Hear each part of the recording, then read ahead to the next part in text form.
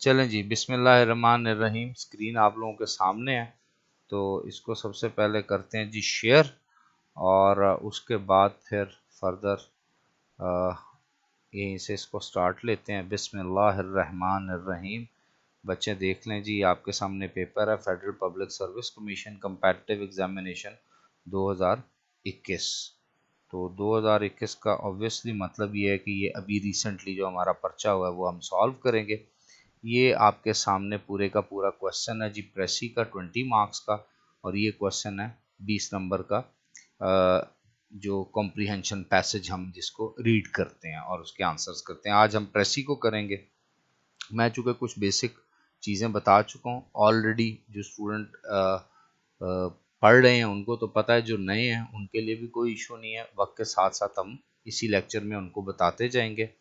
एक बस चीज़ मैं रिवाइज आप लोगों के साथ करना चाहता हूँ, दैट इज़ कि जब भी कभी आपके सामने पर्चा आए तो पर्चे को आपने एज इट इज़ पूरे का पूरा पढ़ना नहीं शुरू करना होता। फॉर एग्जांपल प्रेसी का अगर आप क्वेश्चन कर रहे हैं, इसमें हम हेडर फुटर रूल अप्लाई करते हैं। आप लोगों ने बस उस रूल के अकॉर्डिंगली चलना है। दैट रूल इज़ कि पहले शुरू की चंद सतरें यानी चंद सेंटेंसेस पढ़ेंगे, और फिर जो गिवन पैसेज है उसकी आखिरी सेंटेंसेस पढ़ेंगे। जिस तरह ये आपको 2021 का पर्चा सामने है, तो इसमें 1 2 3 छोटे छोटे पैराग्राफ्स उसने दिए हुए हैं, तो हम शुरू वाला हिस्सा पढ़ लेंगे और आखिर वाला पढ़ लेंगे, बीच में रहने देंगे। और इसमें होता क्या है, वेरी सिंपल, कि जब जिस जिस तरह हम उसको पढ़ते जाते हैं साथ साथ हम इसके टाइटल एक्सट्रैक्ट करते हैं, और जब हम टाइटल एक्सट्रैक्ट कर लेते हैं और फिर मिडल पोर्शन भी पढ़ते हैं, क्योंकि इसमें ज़्यादातर एग्जांपल्स होती हैं या डिटेल डिस्कशन होती है। असल तो टॉपिक सेंटेंस या आपको जो टाइटल है वो हेडर में से यानी स्टार्टिंग सेंटेंसेस में से या एंड में से मिल जाता है, तो उसको बस क्रॉस चेक ही आपने करना होता है। इससे आपको दो फायदे होते हैं। एक तो आप पहले एक बड़ी ही हेक्टिक किस्म की एक्टिविटी और एफर्ट करके पूरा पैसेज पढ़ें और फिर दोबारा से शुरू करें, उससे आपकी जान छूट जाती है। साथ साथ आप पढ़ते जाते हैं, साथ साथ इंपॉर्टेंट वर्ड्स को अंडरलाइन करते जाते हैं, और जितना पोर्शन आपने पढ़ा होता है आपके ज़हन में एक टाइटल भी बनता चला जाता है। और फिर जितने भी टाइटल आप एक्सट्रैक्ट करते हैं उनमें से कोई बेहतरीन टाइटल आप फाइनल ड्राफ्ट में लिख भी सकते हैं, या फिर उन टाइटल्स को पढ़ के एक और प्रीसाइज सा टाइटल आप कुछ बना सकते हैं। तो इससे बड़ा फायदा होता है। और एक चीज मैं हर लेक्चर में कहता हूँ कि जो प्रेसी का पैसेज होता है, एक पैराग्राफ हो, एक से ज्यादा पैराग्राफ्स हों, जो क्वेश्चन में आपको मटेरियल और उसमें पैसेज में जो बात की गई होगी वो किसी एक टॉपिक के इर्द गिर्द ही घूम रही होगी। एक ही थीम होगा, एक ही मेजर आइडिया होगा। बस उसको आपने इस वे से अंडरस्टैंड करना है जिस वे से राइटर ने उसको लिखा हुआ है। बाज का इंसान कंफ्यूज इसलिए होता है कि बाज का वो कोई बात कर रहा है, थोड़ी सी देर बाद कोई और एग्जांपल दे रहा है, और इररेलेवेंट कोई एक आधा सेंटेंस आ जाता है, तो आप परेशान होते हैं कि इसमें मेन थीम क्या है। उसके लिए फिर हम हेडर फुटर और मिडल पोर्शन को पढ़ते हैं, स्टेप बाय स्टेप लर्निंग करते हैं। तो इसका हम शुरू का पढ़ेंगे और साथ साथ टाइटल भी बनाएंगे। तो इस वक्त मैं चूँकि कॉपी पेंसिल भी मैंने साथ रख ली है, मैंने कहा साथ साथ नए नए टाइटल मैं भी लिखता जाऊँ, और जो जो हम उसको लगाएंगे आप भी लिखें, मैं स्क्रीन पे भी इंशाल्लाह टाइप भी कर दूंगा। तो सबसे पहले जी बिस्मिल्लाहिर्रहमानिर्रहीम, आपने अपने पास जो आपका है, ये क्या कहते हैं, रफ वर्क जो होता है आपके पास, मैं इसको स्टॉप करता हूँ प्रेजेंट करने को और आपको बता देता हूँ कि आपने अभी अपने पास ड्राफ्ट कैसा तैयार करना है। ये मैंने वर्ड पे एक बनाया भी हुआ है। आपने अपने पास लिखना होता है रफ ड्राफ्ट नंबर 1, ये जिस तरह ये सामने लिखा हुआ है। वंस आपने रफ ड्राफ्ट नंबर 1 लिख लिया, तो अब आपने इसकी दो हेडिंग्स बनानी होती हैं। हेडिंग ए सूटेबल टाइटल्स और हेडिंग बी की सेंटेंसेस। सूटेबल टाइटल्स में जो जो आप हेडर फुटर और मिडल पोर्शन में पढ़ते जाएंगे और जेन में उस एरिया को पढ़ के जो आपके जेन में टाइटल आएगा या जो मेन आइडिया जो थीम आएगा उससे आप कुछ रिफ्रेज करके लिख लेंगे, वो टाइटल यहाँ पे लिखते चले जाना। अक्सर स्टूडेंट कहते हैं कि नहीं सर इधर टाइटल और जेन में आया है, बात और हो रही है। ऐसा हो नहीं सकता। इसका मतलब आपकी अंग्रेजी इतनी ज़्यादा कमज़ोर है कि आपको समझ ही नहीं आ रही उस सेंटेंस में लिखा क्या हुआ है। तो उसके लिए भी एक टिप आपको देता चला जाऊं कि आप ज़्यादा से ज़्यादा पास्ट पेपर सॉल्व करें, बजाय क्रैमिंग और रट्टा मारने की, वोकेबलरी वर्ड्स याद करने की। अक्सर लोग याद करने पे लग जाते हैं, तो ये एक फ्यूटाइल एक्टिविटी है और इसका कोई फ़ायदा नहीं होने वाला किसी भी सूरत। ठीक हो गया जी। तो आते हैं जी दोबारा, मैं आपको उधर ले जाता हूँ जी। हम अब दोबारा करेंगे आपके साथ शेयर एक और जो हम पढ़ रहे थे अभी। तो लें जी, बिस्मिल्लाहिर्रहमानिर्रहीम। Write a precis of the following and suggest a suitable title. वो कहता है जो आपको आपके सामने प्रेजेंट किया गया है इसके ऊपर आपने एक प्रेसी लिखनी है, यानी 1/3 करना है इसका, और एक सूटेबल टाइटल सजेस्ट करना। 20 नंबर का सवाल है, 18 नंबर आ सकते हैं अगर आपको जो मैं सिखाता हूँ, जो मैं आपको प्रैक्टिस करने को कहता हूँ, आप उसको फोकस करें। तो सबसे पहले रूल नंबर 1 के तहत पढ़ेंगे, क्योंकि हमने सूटेबल टाइटल रफ ड्राफ्ट अपने पास लिख लिया हुआ है। अब हम ये पहला पोर्शन पढ़ेंगे, चंद सेंटेंस शुरू के, यानी ये पहले वाला हिस्सा, फिर उसके बाद आखिरी वाला हिस्सा। जब पहले वाला पढ़ लेंगे तो कुछ चीज़ जहन में जो भी आइडिया आएगा इसको पढ़ के वो हम लिख लेंगे, फिर बाद में पढ़ेंगे उसको लिख लेंगे, फिर मिडिल पोर्शन पढ़ेंगे उसको लिख लेंगे, और आखिर में हम अपना लिखा हुआ जितने भी टाइटल्स हमने निकाले हैं उसमें एक रिदम चेक कर लेंगे। अगर तो वो एक ही चीज़ पे फोकस कर रहा है और मेन थीम उसका एक ही है, तो इसका मतलब हमें प्रेसी के समझ आ गई और मेन आइडिया भी समझ आ गया। अब इसको 1/3 लिखना है तो वो फिर हम सेंटेंस वाइज की सेंटेंसेस में लिखेंगे। चलते हैं जी पहला काम करने के लिए, यानी सूटेबल टाइटल्स एक्सट्रैक्ट करने के लिए। एक चीज़ और जो मैंने पहले भी स्टूडेंट से कही थी, अब भी कहूँगा, और अक्सर मेरी वीडियोस जो यूट्यूब पे पड़ी हैं उस पर आपको मिल जाएगी इंस्ट्रक्शन, कि जब आप एग्ज़ाम में जाएं तो आपके हाथ में एक लेड पेंसिल होनी चाहिए, जिसको कच्ची पेंसिल भी कहते हैं। ठीक है, वो लेड पेंसिल से आपने अपने गिवन पैसेज पेपर को जो इंपॉर्टेंट वर्ड आ रहे हैं, की वर्ड जो आपको लगता है मेजर बड़ा इंपॉर्टेंट वर्ड है, उसको अंडरलाइन भी साथ साथ करना है। क्योंकि जब आप इसके की सेंटेंसेस निकाल रहे होते हैं तो वो इंपॉर्टेंट वर्ड्स के आपने सिनोनिम ढूंढने होते हैं, वोकैबुलरी में मीनिंग जहन में तलाश करने होते हैं, अल्टरनेटिव वर्ड इसका क्या आएगा, क्योंकि आपने अपने अल्फाज में प्रेसी करनी होती है, राइटर की बात ही दोबारा नहीं लिख देनी होती। और 1/3 यानी 100 में से 33%, 33.33% जो आप करते हैं वो अपने अल्फाज में करते हैं। हाँ, ऑर्डर वही रहेगा, रिदम वही रहेगा, जो बात उसने पहले की है वो आप पहले ही करेंगे, जो बीच में की वो बीच में, जो आखिर में वो आखिर में। रिदम वही रहेगा, कोहेरेंस वही रहेगी, order of arrangement of sentences वही रहेगा, सिर्फ अल्फाज आपके अपने आ जाएंगे जी। तो इसको पढ़ते हैं जी। वो कहता है Nizar Hassan was born in 1960s and raised in the village of Mashhad near Nazareth, where he has lived with his family. Nizar Hasan की बात कर रहा है। अब निज़ार हसन कौन है ये तो हमें नहीं पता, हमने तो भी पहला सेंटेंस पढ़ा है, लेकिन ये बात हमें समझ आ गई पहला सेंटेंस पढ़ने से कि जिस किसी राइटर ने भी ये पैसेज लिखा है या जिस किसी राइटिंग्स में से भी ये पैसेज अखज किया गया है, वो राइटर निज़ार हसन की जिंदगी के बारे में को बात कर रहा है। तो वो कहता है निज़ार हसन 1960 में पैदा हुआ और पला बढ़ा। रेज्ड का मतलब होता है पला बढ़ा एक गांव जिसका नाम मशहद है, और वो गांव है निजारत के करीब। यानी मशहद भी एक इलाका है जिसमें वो पैदा हुआ, पला बढ़ा, एक गांव है, और ये जो मशहद है ये निजारत के करीब तरीन का इलाका है। Where he has lived with his family, जहाँ पे वो फिर अपने बच्चों के साथ, अपनी फैमिली के साथ, अपने माँ बाप के साथ, या जो भी उसकी फैमिली के मेंबर होंगे उसके साथ रहता था। He studied anthropology at Haifa University and after graduating worked in television या टीवी। तो उसने एंथ्रोपोलॉजी, एंथ्रोपोलॉजी बेसिकली तो ब्रांच सोशियोलॉजी की ही है, लेकिन अब एक अलग डिसिप्लिन बन गया है।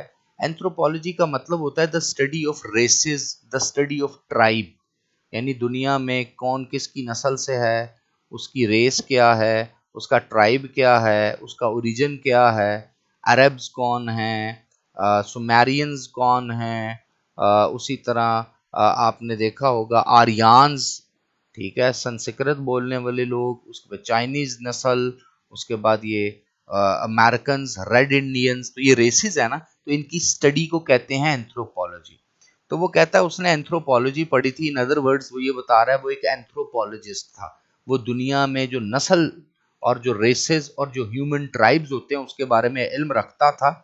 एट हाइफा यूनिवर्सिटी में उसने पढ़ा था and after graduating worked in TV. तो उसने जब हाइफा यूनिवर्सिटी से एंथ्रोपोलॉजी में ग्रेजुएशन की, सिंपल वर्ड्स में, तो उसने किसी टेलीविजन के लिए काम करना शुरू कर दिया। क्या काम करना शुरू किया? वो कहता है स्टार्टिंग इन 1990s, 1990 में ही टर्न्ड टू सिनेमा। तो अब ये यहाँ पे डेट मेंशन नहीं की कि 1960 में तो पैदा हुआ, तो ऑब्वियस सी बात है 30 साल की उम्र तक ग्रेजुएशन हो जाती है, या बल्कि 30 साल नहीं, 25 साल की उम्र तक तो मास्टर्स हो जाता है। तो चले हम उसको मौका देते हैं कि 25 साल की उम्र तक उसने ग्रेजुएशन कर ली, क्योंकि उसकी ग्रेजुएशन की डेट तो लिखी नहीं हुई, और टीवी में काम करना शुरू कर दिया। बाद में क्या हुआ, 1990 जैसे ही 1990 स्टार्ट हुआ, he turn to cinema. Turn to cinema का मतलब यहां पर बिल्कुल ऐसा ही है कि अब वो टीवी पे नहीं है, अब वो सिनेमा में आ गया। तो 1990 के शुरू में ही, आगाज में ही वो सिनेमा यानी फिल्म के पर्दे पे आ गया और वो फिल्मों के लिए काम करना शुरू हो गया। अब ये नहीं पता वो एक्टर था या राइटर था या वो डायरेक्टर था या वो म्यूजिशियन था, वो कौन था ये हमें नहीं पता, या प्रोड्यूसर था। लेकिन हमें ये पता है कि उसने ग्रेजुएशन की तो वो टीवी पे काम करता था। 1990 में उसने टीवी छोड़ा, टर्न किया और सिनेमा की तरफ यानी बड़े पर्दे पे आ गया। ही प्रोड्यूस्ड इंडिपेंडेंस। ले जी, वो एक प्रोड्यूसर था, वो फिल्में बनाता था। तो देखे ना, पहले टीवी पे भी वो एज ए प्रोड्यूसर ही गया होगा, लेकिन उसका जिक्र नहीं है तो हमें उस पर परेशान ये सोचने की जरूरत नहीं। ही प्रोड्यूस्ड इंडिपेंडेंस। इंडिपेंडेंस के नाम से उसने अपना पहला शाहकार या पहली प्रोडक्शन प्रोड्यूस की, in which he pokes his Palestinian interlocutors about what they think of bizarre Israeli notions of their independence. Very well done. In which he pokes his Palestinian interlocutors. अब पोक का लफ्जी मतलब होता है a very informal way, the way in which you can highlight something, यानी बड़ा specific करके नहीं, जर्नली उसने चीजों को हाईलाइट किया। किन चीजों को हाईलाइट किया? His Palestinian interlocutors about what they think of their bizarre Israeli notions of their independence. Interlocutors का मतलब होता है वो लोग जिनके बारे में वो डिबेट कर रहा था, वो डिस्कशन कर रहा था, ये जिनके बारे में वो आ, आ, उस अपनी फिल्म में, जिसका नाम इंडिपेंडेंस था, जिन लोगों की हक की बात कर रहा था।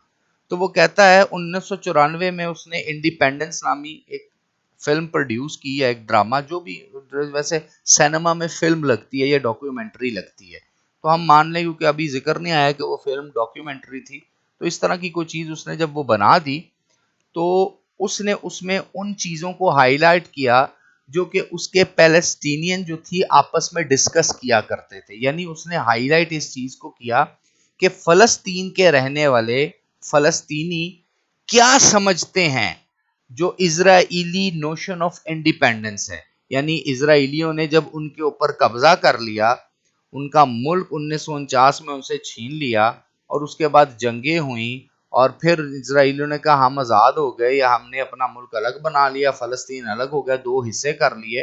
तो अब उस वक्त मौजूद फलस्तीनी आज़ादी को क्या समझते थे, और किस तरीके से जो एक अनयूजुअल बेजार सिचुएशन होती है, स्ट्रेंज सिचुएशन, अनयूजुअल सिचुएशन में इजराइली नोशन ऑफ इंडिपेंडेंस को किस तरह देखते थे। जाहिर है पैलेस्टीनियन तो आज भी इंडिपेंडेंस ही मांग रहे हैं ना, उनसे आजादी मकबूजा इलाका है ना, जिस तरह कश्मीर मकबूजा, इस तरह फलस्तीन भी मकबूजा, और आज वो इसराइल बना हुआ है।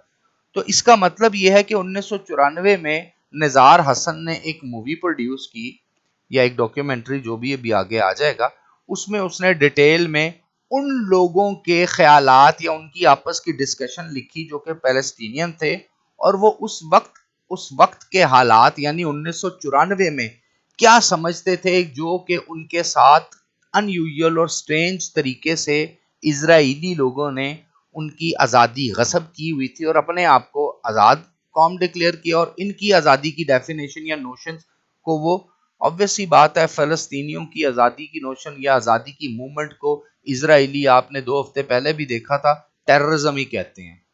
जब गजा स्ट्रिप, गजा पट्टी में से जो इस्लामी जिहाद नामी एक बहुत बड़ी तंजीम है, उसने रॉकेट फायर किए, इसराइल ने उनका पूरे का पूरा मुल्क तबाह किया, गजा तबाह कर दिया। उनके सिर्फ रॉकेट थे जिसको आयरन डूम नामी एक डिफेंस शीट से इसराइल उन रॉकेट्स को रोक भी रहा था, लेकिन इसराइल ने और अमेरिका और उसके हवारी जिस तरह यूके और फ्रांस है, उन्होंने कहा जी पैलेस्टीनियन और इस्लामिक जिहाद नामी जो तंजीम है गजा स्ट्रिप में वो इसराइल के साथ दहशतगर्दी कर रही है। तो यही वाली बात वो यहाँ पर कह रहा है कि जो निज़ार हसन था उसने अपनी इस डॉक्यूमेंट्री में बड़ी ओपनली फलस्तीनियों की राय दही और फलस्तीनियों की उस वक्त की डिस्कशन के बारे में खुल के बात की कि 1994 में फलस्तीनी क्या समझते थे, उनकी डेफिनेशन ऑफ इंडिपेंडेंस क्या थी, जो कि एक अनयूजुअल और स्ट्रेंज सिचुएशन में इसराइलियों ने उन पे की हुई थी।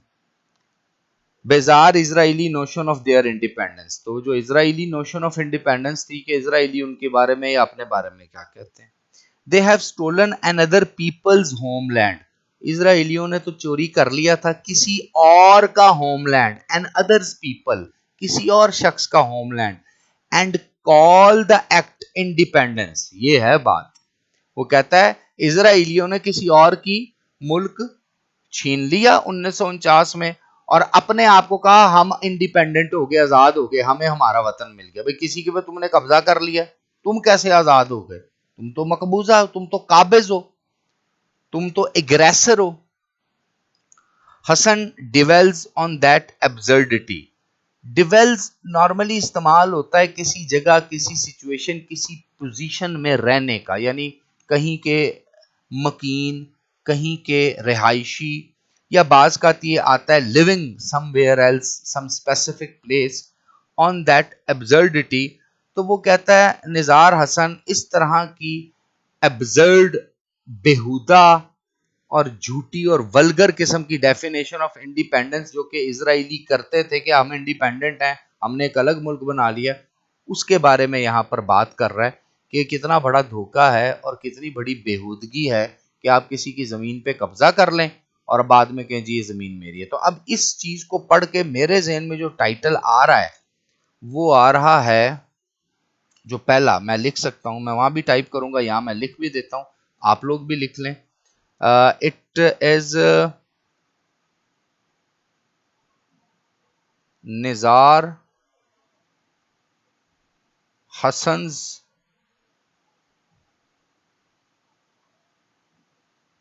Production and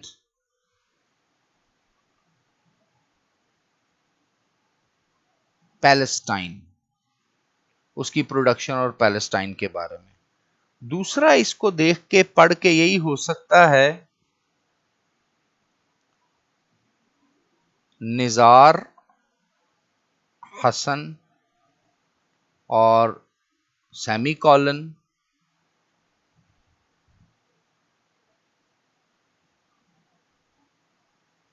the best advocate of Palestinian independence. और तीसरा भी एक और भी बना देते हैं जिसके ऊपर उसने बात की है,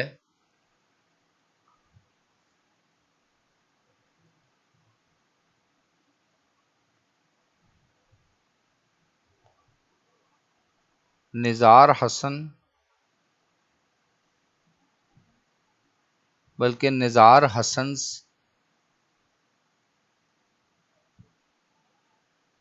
सिनेमेटोग्राफी भी कर सकते हैं, बड़ी अच्छी वर्ड टर्म होती है, लेकिन हम इधर करेंगे निज़ार हसन्स प्रोडक्शन। ठीक है, जितना सिंपल जितना आम हो सके। ले जी, ये तीन आप यहां पर अपने शुरू में जहां से बात आपने शुरू की है वहां पे आप लिख सकते हैं। जिस तरह अगर आप गौर से देखें तो मैं आपसे शेयर भी कर देता हूं, अभी चूंकि मेरे पास टाइम कम होता है तो इधर लिखना फिर उसको टाइप करना, ये सूटेबल टाइटल्स हैं। ठीक हो गया जी, यहाँ आके आप लिख लें जी टाइटल इसका नंबर 1। ये अब मेरे आपने मुझे कॉपी या कोई ऐसे चीज नहीं करनी, ये जो भी आपके जेहन में आएगा, क्योंकि ये कौन सा आपका फाइनल टाइटल है, ये तो आप जो जो पढ़ रहे हैं वो करते जा रहे हैं। पहला क्या था जी, निज़ार हसन्स, NIZAR या ZARHASSAN Hassan's production and Palestine, PRODUCTION production and PALESTINE and Palestine. दूसरा टाइटल हमारा हो गया निज़ार हसन, NIZARHASSAN हसन, आगे semi colon, the best advocate of Palestinian independence, the best advocate of Palestinian independence.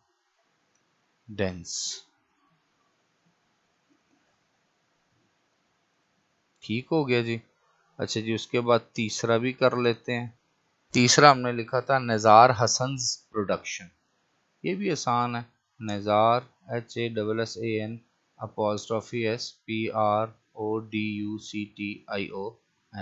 Productions कर लें, क्योंकि उसने उससे पहले टीवी में भी तो काम किया हुआ है ना, तो ये भी अच्छा हो जाएगा। ठीक है जी, ये अब हमने देख लें ऊपर के जितने भी पढ़े, उसको पढ़ने के बाद हमने जो जहन में हमारे आए पॉइंट, लाइव क्लास पढ़ा रहा हूँ तो जो भी जहन में आया वो मैंने आपके सामने लिख दिया।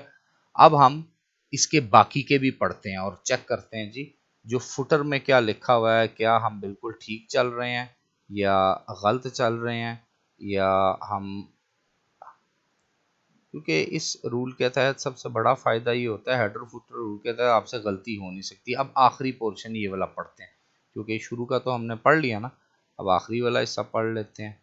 लें जी, आखिरी हिस्सा वो कहता है Nizar Hasan's new documentary is one such work, Nizar Hasan की जो नई डॉक्यूमेंट्री है वो ऐसा काम है, in a movement of dejection over Israel's encroachment on Palestinian rights and the world's complexity।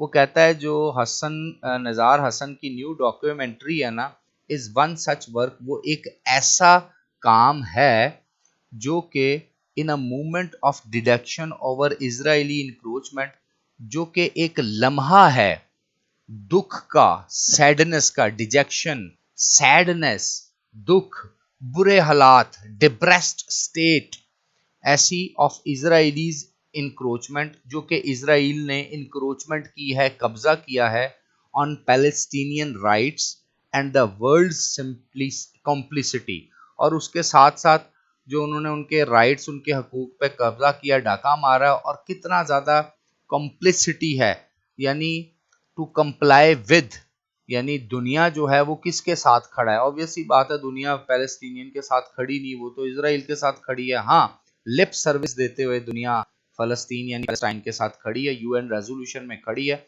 But in real term तो अभी पिछले 2 हफ्ते पहले हमने देखा कि दुनिया तो खड़ी नहीं है। It's put Palestine in perspective. उसने क्या पर्सपेक्टिव में, उसने अपनी न्यू डॉक्यूमेंट्री में पैलेस्टाइन के बारे में बताया।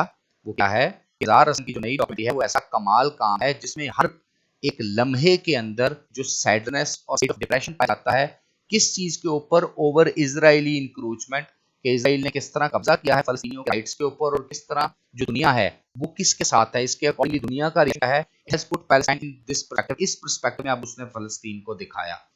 The film is mercifully long, obvious सी बात है, मर्सीफुल होना, किसी पर आपका बहुत ज्यादा रहम दिल होना, तो वो कह रहम दिल फिल्म तो लॉन्ग, ब्यूटीफुली पेस्ड, बड़ी बेहतरीन रिदम में है, एंड पेशेंट, और बहुत सुकून से देखने वाली है, a masterfully crafted work of art, और फन का एक बेहतरीन नमूना है, फन पारा है।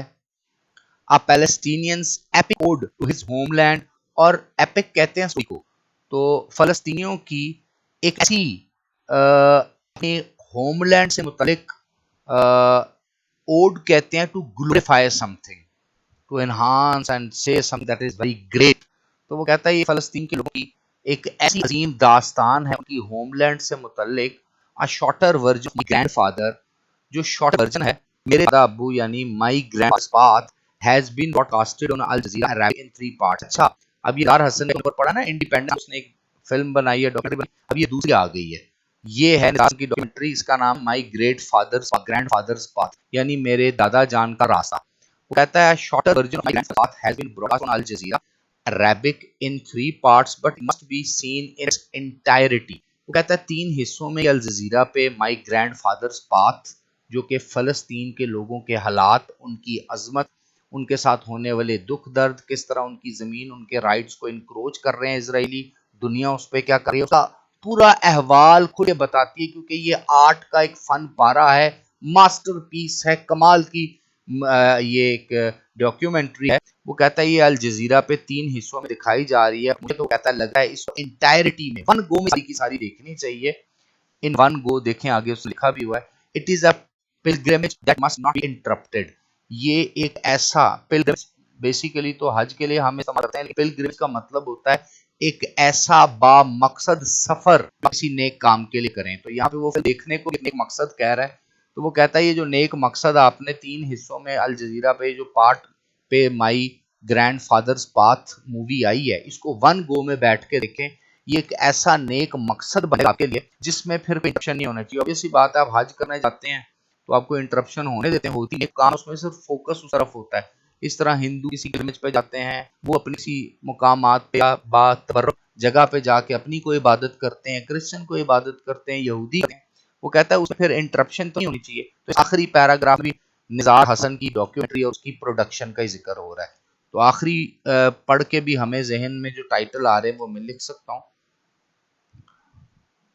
Nizar Hassan's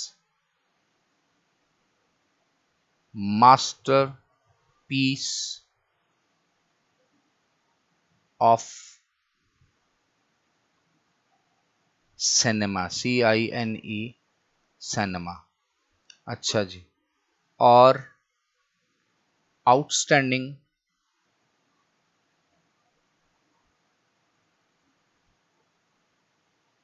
documentaries of Nizar